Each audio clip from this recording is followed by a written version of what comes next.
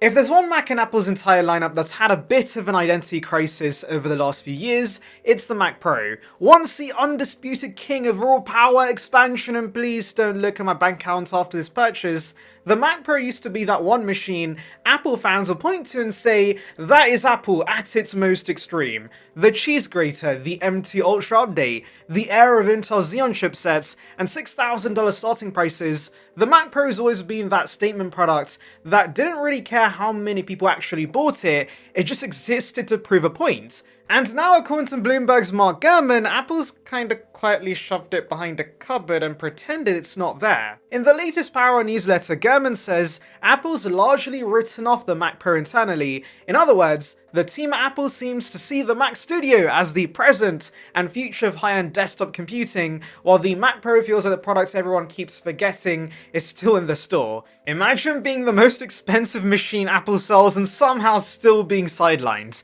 Even the HomePod got a sequel before you did. Apparently the sentiment inside Apple is that the Mac Studio fills the high-end niche so well that the Mac Pro doesn't really serve many people anymore. Once the M-series chips removed the whole modular upgradability angle by design, the Mac Pro became a much bigger Mac Studio with a few PCIe slots that most people realistically won't use. It's like paying for a suitcase with 17 compartments even though you only pack shorts and a charger. Gurman says Apple's currently only focused on putting the M5 Ultra in a new Mac Studio. He emphasizes that he hasn't heard anything suggesting an M5 Ultra Mac Pro is in development at all, not even the early experimental stuff Apple usually toys with. Now, he hasn't completely ruled it out, Apple sometimes likes to surprise everyone, but the wording makes it sound like the Mac Pro is definitely slipping down the priority list.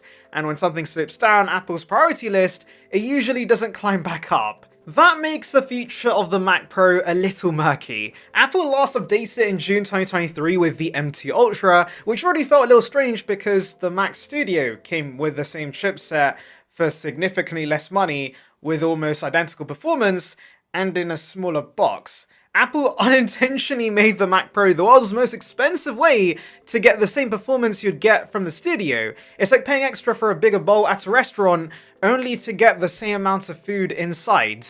So the reality is this, for many consumers, the Mac Pro just isn't essential anymore. The classic argument, I need PCIe slots, is shrinking fast. A lot of workflows that used to require expansion cards now rely on external accelerators, cloud rendering, or simply don't need specialized hardware in the same way. Apple knows this, and internally, they seem to view the Mac Studio as the product the majority of high-end users actually buy and appreciate, and honestly, the numbers probably reflect that. I would not be surprised if the Mac Pro sales chart looks like a slope gently rolling downhill while the Mac Studio peaks somewhere near, oh wow, this thing actually sells surprisingly well. Now, if you enjoy in-depth coverage of Apple's upcoming products, hit that subscribe button and tap the hype button. It really helps a small channel like mine reach more Apple fans and ensures you don't miss any M5 coverage or future leaks. By the way, if you're wondering why we got an M4 Max but the M3 Ultra instead of an M4 Ultra, and now we're getting an M5 Ultra,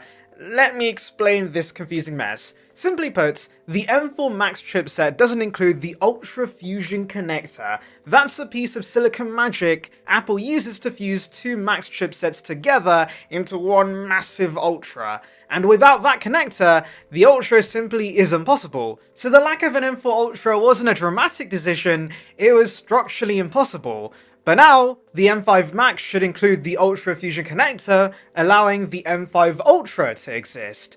But that absence made another thing very clear. Apple doesn't plan to release an Ultra for every single M-series generation. They're treating the Ultra chipset as a special occasion upgrade, not a yearly expectation. And if Ultra chipsets are now occasional, not guaranteed, then Apple may feel even less pressure to justify the existence of a Mac Pro. If the chip that would power your flagship desktop only exists every 2 years or so, suddenly the Mac Studio becomes the perfect place to put it. Smaller, cheaper, more popular, and easier to update. Right now, there are also zero rumors of new features coming to the Mac Studio beyond that M5 Ultra chipset, so the 2026 refresh could just be an internal change. New chip, maybe improved thermals, perhaps a refinement here or there, but nothing too dramatic externally. Apple's also apparently working on a pair of new displays, and at least one of them might launch alongside the 2026 Mac Studio refresh, which actually makes a lot of sense. A sleek new studio display with a new studio and this M5 Ultra is a package Apple can easily market,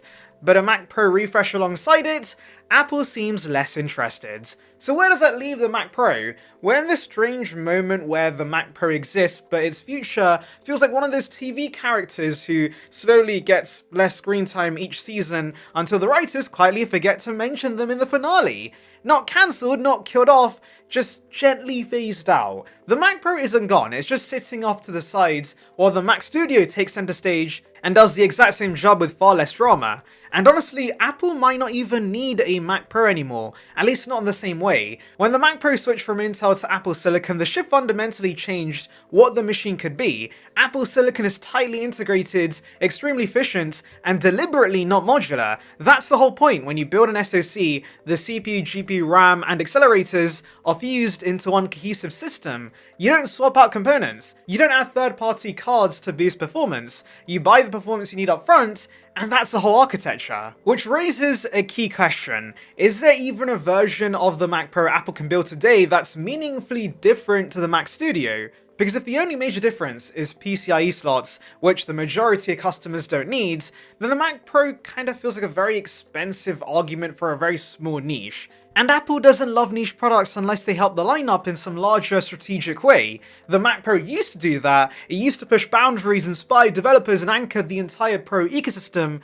But now, Apple has multiple high-end machines, the Studio, the 16-inch MacBook Pro, even the higher-end Mac Mini, that already cover that territory. At this point, the Mac Pro feels like that big, powerful appliance in your kitchen that technically still works, but you keep reaching for the smaller, more efficient version because it's faster, cheaper, and just makes more sense for daily usage. The Mac Studio is the air fryer, the Mac Pro is the oven you only use on holidays. Now, I don't think Apple's going to officially discontinue the Mac Pro immediately, but it's heading in that direction. Killing it off now would be too dramatic, and Apple likes their slow transitions, not sharp cuts. What Gurman's reporting is a soft fade, one where the Mac Pro might not get the 2026 update people expect, where the Mac Studio becomes a de facto choice of pros, and where Apple quietly lets the tower drift away from the spotlight until the day we realize the Mac Studio didn't just replace the Mac Pro, it became the Mac Pro.